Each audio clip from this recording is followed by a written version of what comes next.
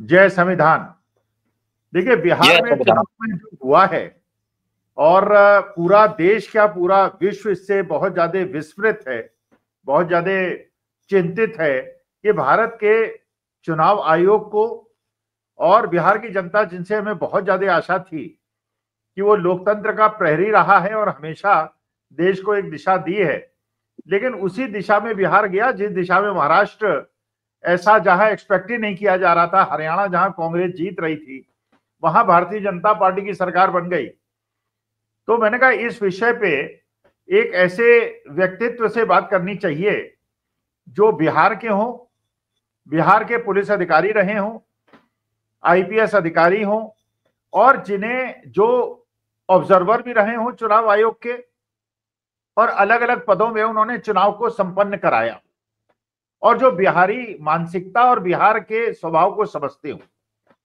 तो इसलिए मैंने पुनः आज अमिताभ दास जो आईपीएस हैं उन्हें मैंने आमंत्रित किया और अमिताभ जी, मैं आपसे 3-4 चीजें जानना चाहता हूं और जिसके लिए मैं ही नहीं पूरा देश बहुत ज्यादा परेशान है। जी जी। आरके सिंह साहब जो आप जानते हैं होम सेक्रेटरी भी थे और मेंबर ऑफ पार्लियामेंट भी थे भारतीय जनता पार्टी के और मंत्री भी रहे। उन्होंने एक घोटाले का पर्दाफाश किया। जी जी। घोटाले का पर्दाफाश करना तो मेरा और आपका कर्तव्य है, बल्कि सरकारी नियम तो ये कहते हैं कि अगर आपको किसी घोटाले का पता हो और आप उसे सरकार को सूचित न करें तो आप अपराधी हैं। तो आरके सिंह साहब ने तो केवल एक घोटाले का पर्दाफाश किया और उन्हें पार्टी से निकाल दिया, जबकि वो सिटिंग मेंबर ऑफ पार्लियामेंट है भारतीय जनता पार्टी की। तो एक सिटिंग नहीं है, एक minute Akhil ji, former member of Parliament. हाँ, former member of Parliament and एक मंत्री रहे, उन्हें पार्टी से निकाल दिया। गलती क्या थी उन्होंने एक पर्दाफाश किया था। इसका मैंने हम लोग भी अगर कोई कहेंगे कि साहब ये पर्दाफाश कर दें तो हमें भी दंड मिलेगा, तो कोई दोष तो मुझे नहीं लगता कि कोई इसमें उनका दोष था। तो एक तो ये आरके साहब के बारे में मैं जानना चाहता हूं और दूसरा मैं जानना चाहता हूं, देखिए जिस प्रकार से वहां पे चीजें सामने आई कि 90% स्ट्राइक रेट, बारी ये भी नहीं समझ में आ रहा कि 10-12 सीटें भारतीय जनता पार्टी क्यों हार गई, कैसे हार गई, जो वहां कैंडिडेट्स थे उनसे क्या अदावत थी कि उन्हें नहीं जीतने दिया गया, वरना तो मुझे लगता है 243 में से 243 सीटें उन्हें मिल गई होती। ये तो नीतीश में अंतिम समय में अगर 5-6 सीटों पे आरजेडी को और कांग्रेस को न जीतने दिया होता, एपी को न जीतने दिया होता, तो भारतीय जनता पार्टी को नीतीश कुमार की आवश्यकता ही न पड़ती। वो तो लास्ट मोमेंट नीतीश कुमार ने हस्तक्षेप किया, कुछ लोगों को जितवाया जिससे कि बिना उनके ये सरकार न बना सके। अच्छा, इसके बाद जो सारी घटनाएं घटी कि दिख रहा था कि 50-50% की लड़ाई है, लेकिन अचानक एक तरफा लड़ाई हो गई। और बिहार के बारे में, क्योंकि मैं तो 74 के जयप्रकाश के आंदोलन में भी मैंने पार्टिसिपेट किया था और मैं बिहार के स्वभाव को जानता हूं, तो एक चीज तो आरके सिंह साहब वाली, दूसरी चीज जो बिहार के अंदर हुआ है, इसका बिहार के अंदर क्या प्रतिक्रिया है और क्या बिहार की जनता और देश की जनता ये नकारा जो हमारे विपक्ष के नेता हैं, नाम मैं क्या लूं, राहुल गांधी हो, तेजस्वी यादव हो, अखिलेश यादव हो, जो प्रेस कॉन्फ्रेंस करते हैं, ट्वीट करते हैं, उसके बाद पर्दाफाश करते हैं, पर्दाफाश से लोग कन्विंस भी हो जाते हैं, देश की जनता समझ जाती है बीमारी हो रही है, लेकिन उसके बाद हाथ पे हाथ रख के बैठ जाते हैं, अगला चुनाव ये बंगाल में हारेंगे, फिर उत्तर प्रदेश हारेंगे, सारे इलेक्शन ही हारेंगे। तो एक तो आरके सिंह साहब वाला, दूसरा बिहार की जनता क्या सोच रही है, और तीसरा कि अगर इस प्रकार से गांधीवादी अहिंसात्मक तरीके से सड़कों पे न उतरे गए तो इस देश के लोकतंत्र संविधान का क्या होगा। इन 3 विषयों में अपने सुविधा के अनुसार आप बताएं। जी धन्यवाद। देखिए, सबसे पहले मैं आरके सिंह की बात पर आता हूं। देखिए, दर्शकों को मैं बता दूं, जो आरके सिंह है, राजकुमार सिंह, ये मतलब आईएएस ऑफिसर हुआ करते थे। मुझे लगता है सन 76 बैच के आईएएस थे और 1983-84 में ये पटना के जिलाधिकारी भी रहे, पटना के डीएम भी रहे और एक आप कह सकते हैं कड़क अफसर के रूप में जो इनकी पहचान थी। और फिर बिहार के होम सेक्रेटरी भी बने। मैं जब देवघर जिले का एसपी हुआ करता था तो मेरे वो गृह सचिव थे, बिहार के गृह सचिव थे, कभी कभार उनसे फोन पर मेरी बात होती थी।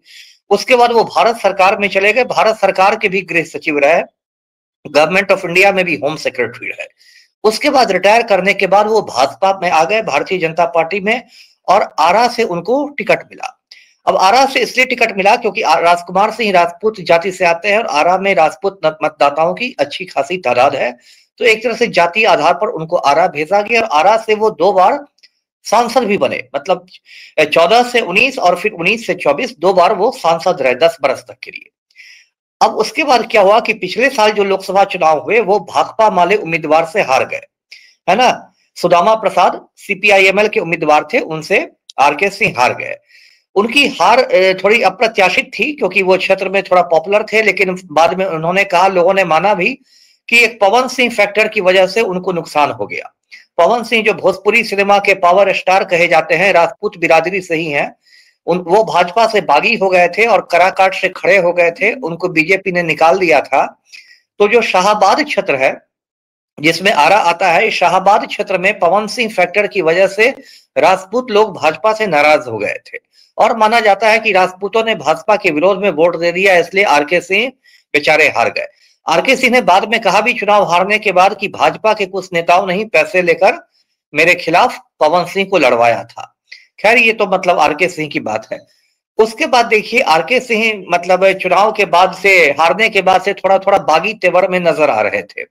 मुझे लगता है बागी तेवर की वजह यह थी कि 1 साल उन्होंने प्रतीक्षा की कि मुझे हो सकता है राज्यसभा में भाजपा भिजवा दे और फिर मुझे दोबारा केंद्रीय मंत्री बना दिया जाए या किसी राज्य का राज्यपाल बना दिया जाए, गवर्नर बना के राजभवन में भेज दिया जाए। लगता है 1 साल उन्होंने प्रतीक्षा की और जब उनके धैर्य का बांध टूट गया, जब उनका सब्र खत्म हो गया, तब उनके तेवर बागी हो गए।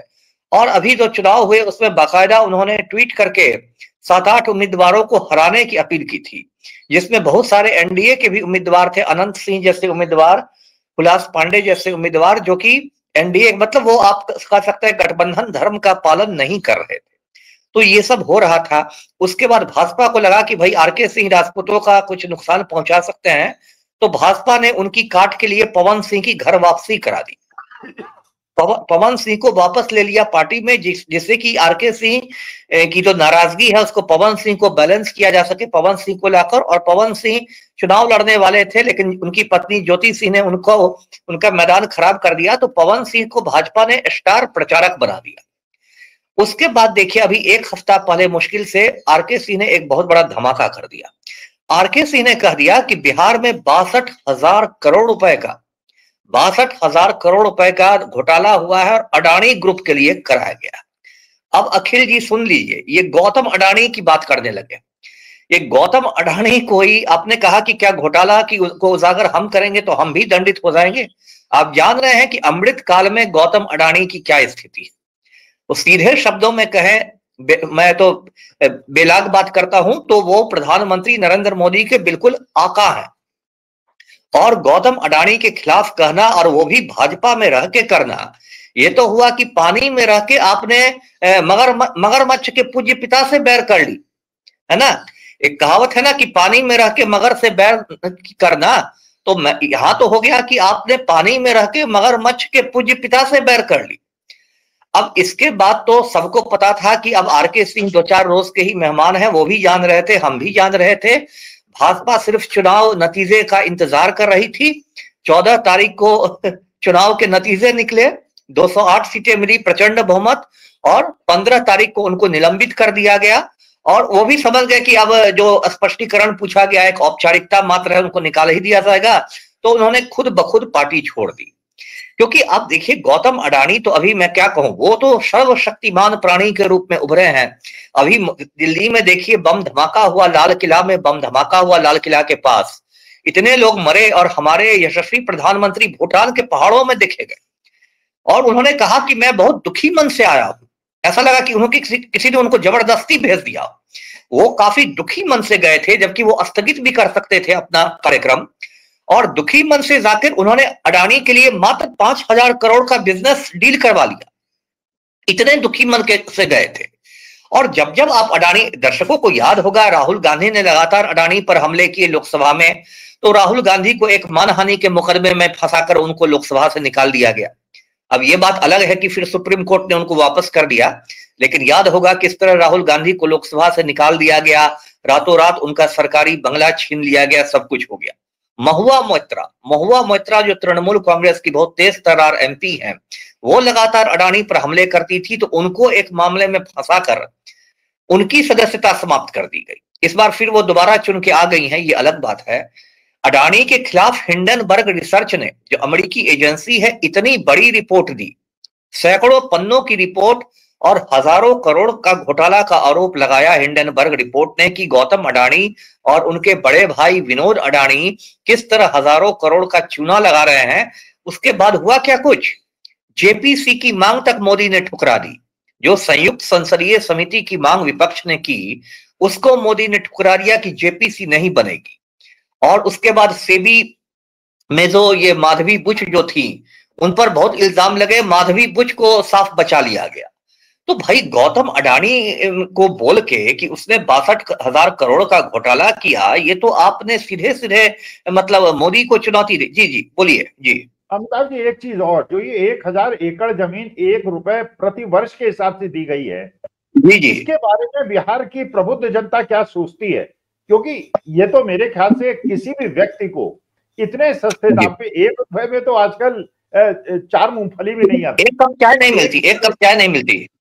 अब प्रबुद्ध, देखिए प्रबुद्ध जनता को भी आजकल आप देख रहे हैं कि कितना तरीके से जनता को भी मैनिपुलेट किया जाता है ना। प्रबुद्ध जनता तो तब सोचेगी ना जब प्रबुद्ध जनता तक बात पहुंचने दी जाएगी, है ना। यहाँ तो गोदी मीडिया 24 घंटे आपको खबर दिखाएगा। गोदी मीडिया का तो एक बड़ा जो चैनल है एनडीटीवी, वो खुद उसके मालिक गौतम अडानी जी हैं, और बाकी चैनल्स बार बार मुद्दे बताएंगे। हम जैसे कुछ लोग हैं जो सोशल मीडिया पर कुछ बोल देते हैं तो थोड़ी बहुत खबर जनता को लग जाती है, नहीं तो यहाँ तो बिल्कुल एक सेंसरशिप का माहौल है और इस बात को आने ही नहीं दिया जा रहा है। देखिए एक बहुत दिलचस्प बात मैं बताता हूं, अभी परसों बिल्कुल इन्होंने विशुद्ध वोट चोरी करके प्रचंड जीत हासिल की है, और ये मैं बार बार कर रहा हूं, परसों से कह रहा हूं कि ऐतिहासिक जीत हुई है ऐतिहासिक वोट चोरी की वजह से।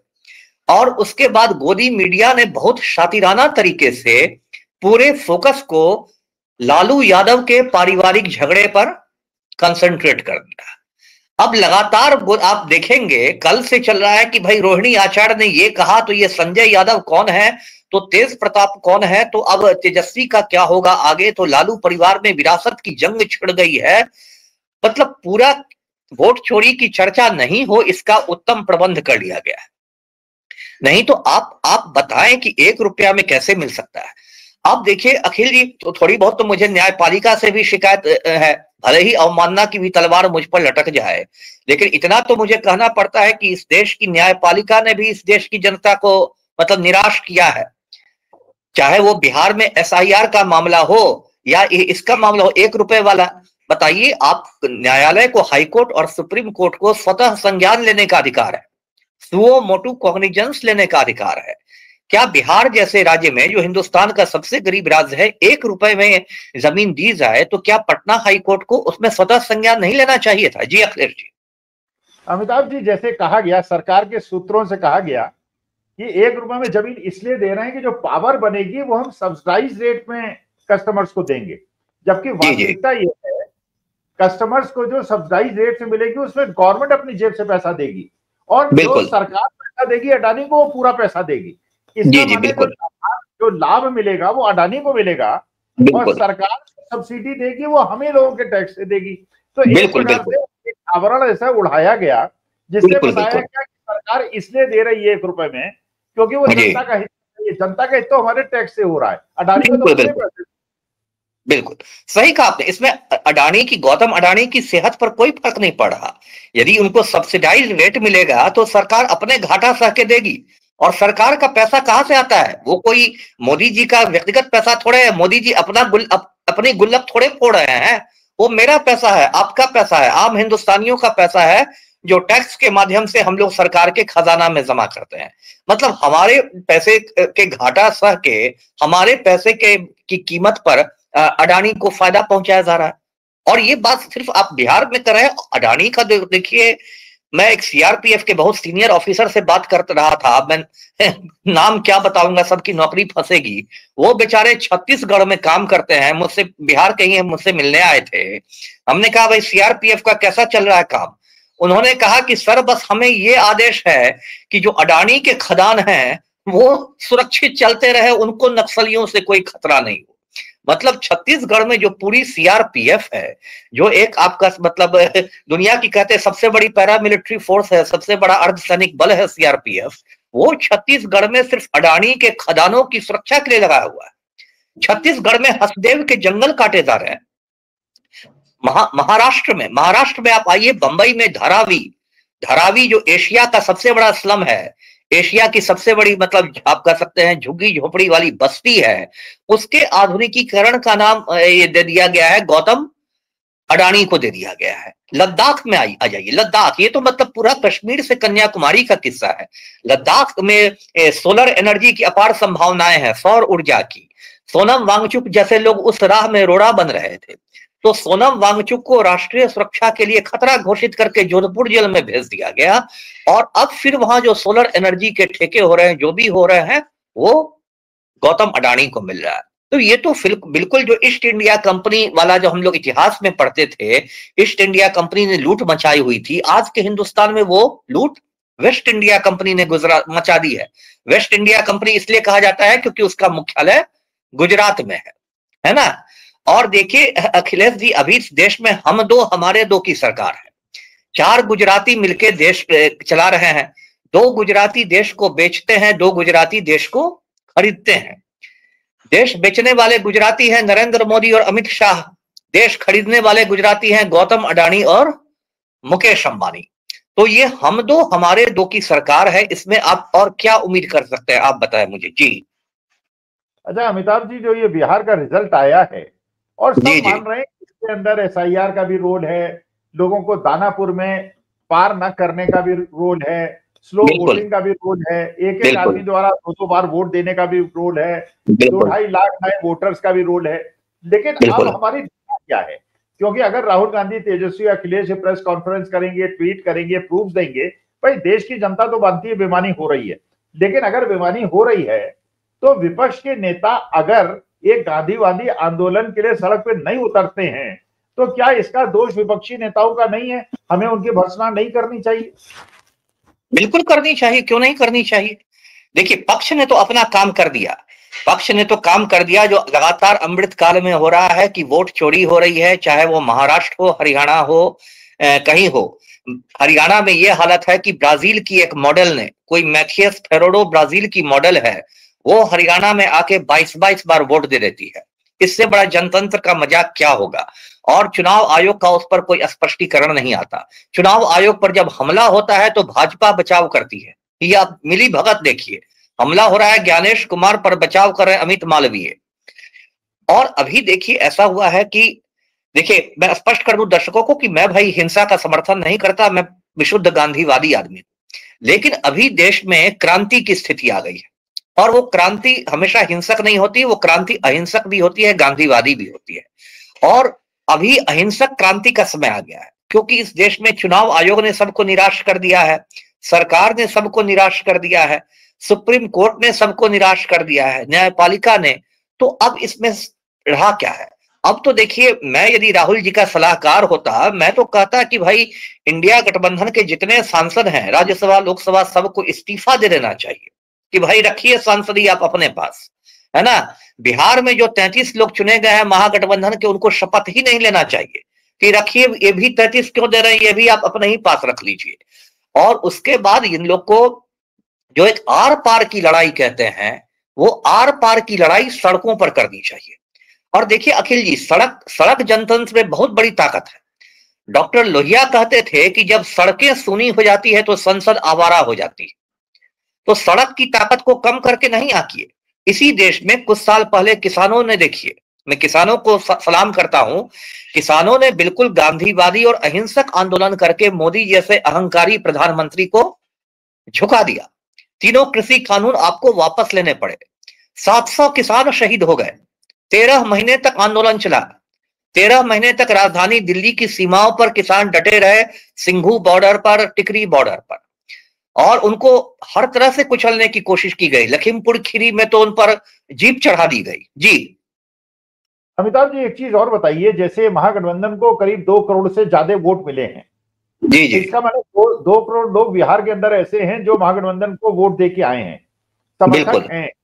अगर तेजस्वी यादव यादव या राहुल गांधी या अखिलेश यादव एक कॉल दे दें कि भाई हम मुंह में पट्टी बांध के, हाथ पीछे बांध के, गांधीवादी तरीके से, अहिंसात्मक रूप से सड़कों पे उतरेंगे और जो हमारा समर्थन करना चाहे सड़कों पे आए। अगर मान लीजिए 15-20 लाख लोग सड़कों पे आ गए, इसका मतलब कि जनता वास्तविकता में इस जो हो रहा है लोकतंत्र के साथ इससे पीड़ित है और सड़क जाने को तैयार है। लेकिन अगर लोग नहीं आते, इसका माने हम फिर विपक्षी नेताओं को दोष नहीं देंगे, फिर जनता का हमारा बिल्कुल बिल्कुल। ये कॉल क्यों नहीं दे रहे? ये टाइम वेस्ट करते हैं, कभी ट्वीट करते हैं, कभी प्रेस कॉन्फ्रेंस करते हैं, प्रूफ देते हैं, प्रूफ जनता मान जाती है, फिर बैठ के अगले इलेक्शन में हारने की तैयारी कर लेते हैं। नहीं, एक तो देखिए ये बात अखिलेश दी है कि अभी बहुत कम समय बीता है, अभी परसों शाम तक तो रिजल्ट ही आए हैं, 14 की शाम को नतीजे आए हैं और हम लोग अभी 16 की सुबह को बात कर रहे हैं, तो अभी बहुत देर नहीं हुई है, अभी बहुत देर नहीं हुई है। और राहुल गांधी ने कल खड़गे से मुलाकात की, उसके बाद भी आपने कुछ नहीं किया, हरियाणा के बाद कुछ नहीं किया, दिल्ली के बाद कुछ नहीं किया, तो अब कब तक इस तरह हारते रहेंगे? और सही कहा आपने। अब अगला मौका आपको बंगाल में है। फरवरी में जिस तरह से इन लोगों ने एफआईआर के बल पर यहाँ बिहार में नतीजे हासिल किए, वो अगला मौका बंगाल में है, अगला नंबर ममता दीदी का है, तो यही खेल बंगाल में होगा। तो अब तो देखिए मतलब इसलिए मैंने कहा कि आर पार की लड़ाई है, इसमें कोई मतलब मध्यम मार्ग नहीं है कि ठीक है आप थोड़ी वोट चोरी करो और हम थोड़ा चुनाव लड़ लेंगे, या थोड़ा आप जीत लो थोड़ा हम जीत लेंगे, वो वाला समय खत्म हो गया। अब देखिए परसों जो नतीजे आ रहे थे बिहार के, तो मैं महसूस कर रहा था कि मैं उत्तर कोरिया में बैठा हुआ हूं। जैसे उत्तर कोरिया के चुनाव होते हैं, वहां भी चुनाव तानाशाह लड़ता है और उसको 99.9999% वोट आ जाता है, और उसके बाद वहां के सरकारी अखबारों में छपता है कि भाई ये जीत गए। तो वही आपने मजाक बना दिया है। लगातार मैं देख रहा था, मैं तो पटना में रहता हूं, जमीन पर हूं, डेली पब्लिक से मिलता हूं, मीडिया से मिलता हूं, लगातार मैं देख रहा था कि जनता का बदलाव का मूड है। इस बार लोग जनता बदलाव के लिए वोट दे रहे हैं। राहुल गांधी की वोटर अधिकार यात्रा में जन सैलाब आ रहा था, प्रशांत किशोर की बिहार बदलाव यात्रा में जन सैलाब आ रहा था, और रिजल्ट के दिन एकदम एक तरफा रिजल्ट होगा। जो अभी सोशल मीडिया पर लोग लिख रहे हैं कि ये जनादेश नहीं ज्ञानादेश है, मतलब ज्ञानेश कुमार का आदेश है, तो वही बात ये हो गई। तो ये तो बात बिल्कुल आपने सही कही कि मतलब जो आने वाली पीढ़ियां हैं, है ना, वो तो हम लोग को माफ नहीं करेगी कि इस समय यदि हम लोग बिल्कुल शांत होकर बैठ जाएं और सारी चीजों को मान लें कि ठीक है आप वोट चोरी कीजिए, हुजूर माई बाप आपको जो करना हो कीजिए, ये तो बहुत गलत हो जाएगा। जी अमिताभ जी, क्योंकि आप ऑब्जर्वर रहे हैं, चुनाव प्रक्रिया में अपने पार्टिसिपेट किया है, अशोक गहलोत ने बताया कि उन्होंने राजस्थान गवर्नमेंट ने इलेक्शन डिक्लेयर होने के बहुत दिन पहले एक नियम बनाया था कि हर औरत को एक मोबाइल फोन देंगे। उन्होंने मोबाइल फोन बांटने शुरू कर दिए थे, काफी फोन बांट दिए थे। जैसे ही चुनाव आचार संहिता लगी, उनके फोन बांटने पे रोक लगा दी गई। बिल्कुल आपने राजस्थान में किया, यही आपको बिहार में करना चाहिए था। लेकिन जब बिहार में 10,000 रुपए इलेक्शन के एक दिन पहले दिए गए और जब प्रोटेस्ट किया गया, उन्होंने कहा साहब वो तो प्रक्रिया चालू थी इसलिए हम नहीं रोक सकते। तो इस प्रकार का जो डिफरेंस है, क्या ये जस्टिफाइएबल है और क्या इसके खिलाफ हम लोग कुछ नहीं कर सकते? बिल्कुल बिल्कुल जस्टिफिएबल नहीं है। प्रक्रिया क्या होती है ये तो देखिए विशुद्ध रिश्वतखोरी की बात है। ये तो कायदे से जो कि जन प्रतिनिधित्व कानून है इस देश का, जो पीपुल्स रिप्रेजेंटेशन एक्ट है, उसमें इस पर एफआईआर का मामला बनता है ना। प्रक्रिया क्या चालू थी? आप 2 दिन पहले यदि किसी को पैसे दे रहे हैं तो ये तो विशुद्ध रिश्वतखोरी है। लेकिन फिर वही है, चुनाव आयोग के दोहरे मापदंड है। उस चुनाव आयोग से देखिए क्या उम्मीद की जा सकती है कि उससे कहा जाता है कि भाई आप सीसीटीवी फुटेज दिखाइए, तो ज्ञानेश कुमार कहते हैं कि हम माताओं और बहनों का सीसीटीवी फुटेज क्या साझा कर सकते हैं? यदि आप साझा नहीं कर सकते हैं तो सीसीटीवी आप लगाते ही क्यों हैं? आप अचार डालने के लिए लगाते हैं क्या? आप सीसीटीवी फुटेज का क्या चुनाव आयोग अचार डालता है अपने कार्यालय में? सीसीटीवी फुटेज तो इसलिए बनाया जाता है कि वक्त पड़ने पर उसको सबूत के रूप में पेश किया जा सके, जांच पड़ताल के लिए पेश किया जा सके। यही ना आइडिया है सीसीटीवी फुटेज का। तो ज्ञानेश कुमार कह रहे हैं कि हम उनको कैसे साझा कर दें, माताओं और बहनों का है। अब इनको सबकी प्राइवेसी निजता की चिंता हो गई है।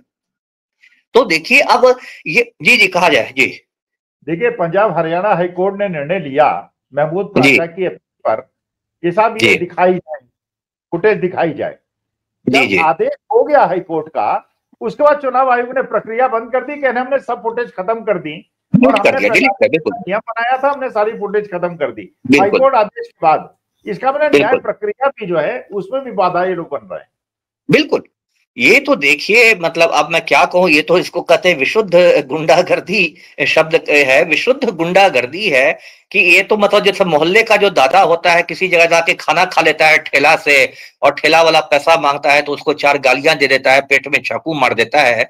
तो ये तो चुनाव आयोग अब देखिए एकदम गुंडागर्दी पर उतारू हो गया है कि हम तो ऐसा करेंगे ही, आपको जो करना हो कीजिए, है ना। अब बताइए, एक अभी एसआईआर की सुनवाई सुप्रीम कोर्ट में चल रही है और चुनाव आयोग ने पूरे देश में एसआईआर का ये कर दिया। एक मोटी बात होती है कि जब कोई मामला न्यायालय में लंबित रहता है, सब जुडिस रहता है, तो आपको उसके फैसले का इंतजार करना चाहिए, है ना। ये तो वही बात हुई कि कृषि कानून पास होने के पहले अडानी ने हरियाणा में गोदाम बनवा दिए थे। वही बात हुई ना कि अभी कृषि कानून पास नहीं हुए हैं, संसद में मतदान नहीं हुआ है, लेकिन अडानी का गोदाम बनके तैयार है। तो वही यही मजाक है कि सुप्रीम कोर्ट का फैसला आया नहीं, वो सब जुडिस है, और आपने कह दिया कि अभी बिहार क्या, अभी तो देखो पूरे देश में हम करा देंगे। तो ये तो बिल्कुल एक कह सकते हैं कि ये जो एक रंगदार लोग और गुंडे लोग जिस तरीके से करते हैं उस तरह से चुनाव आयोग कर रहा है। और कोई दूसरा यदि व्यक्ति रहता तो सुप्रीम कोर्ट उस पर अवमाननावाद कर देता, कंटेम्प्ट ऑफ कोर्ट कर देता कि आप सब जुडिस मामले पर नीतिगत फैसला कैसे ले रहे हैं, जो मामला न्यायालय में लंबित है उस पर आप नीतिगत फैसला कैसे ले रहे हैं। इसका मतलब आपको न्यायालय की परवाह नहीं है कि न्यायालय का जो फैसला आएगा हम देख लेंगे। लेकिन ऐसा कुछ नहीं हुआ, इसलिए मैंने कहा कि अब क्रांति की परिस्थितियां आ गई हैं इस देश में। जी अखिल जी।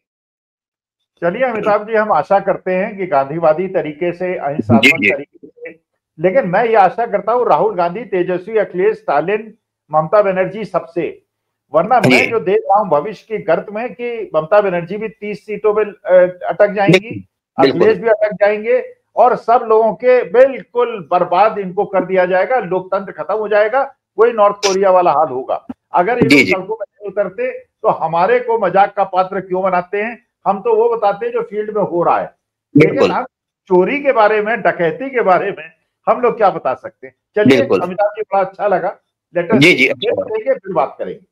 ये जरूर, अवश्य। नमस्कार।